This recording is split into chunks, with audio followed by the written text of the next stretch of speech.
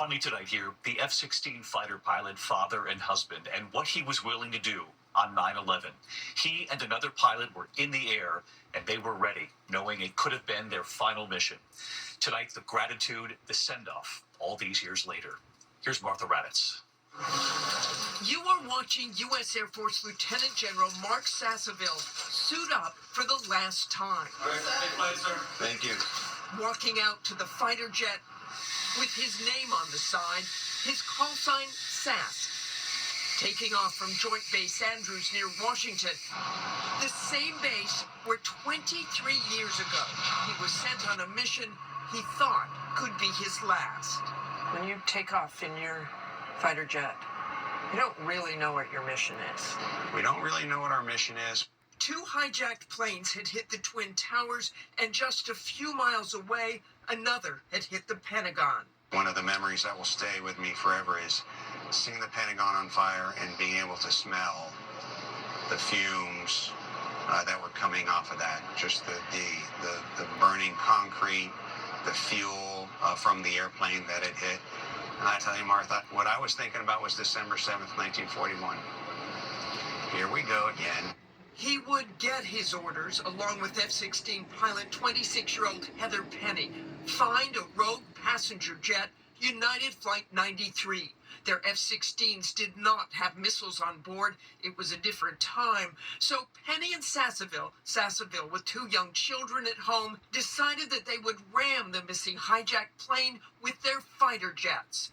You both agreed that if you had to, you would engage in a suicide mission.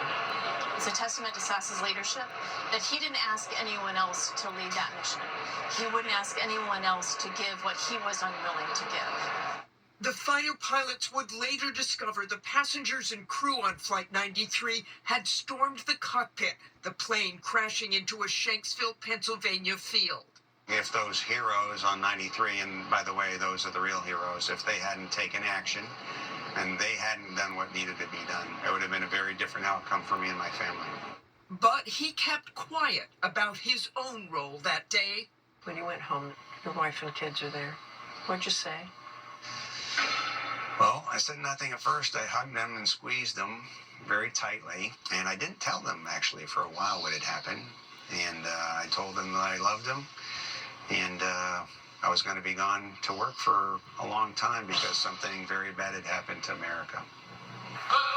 His wife, Karen, and the kids were there for his retirement ceremony this week after some 40 years of service.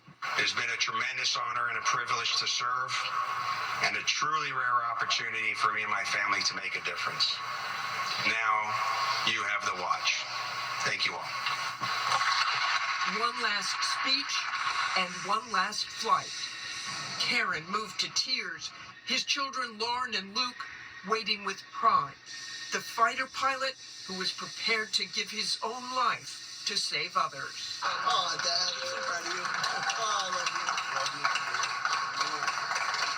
you. And so tonight we salute Lieutenant General Mark Sasseville and retired Major Heather Penny for their service and what they were willing to do on that fateful day. I'm David Muir. Thank you for being here with us this week. I'll see you on Monday night. Good night.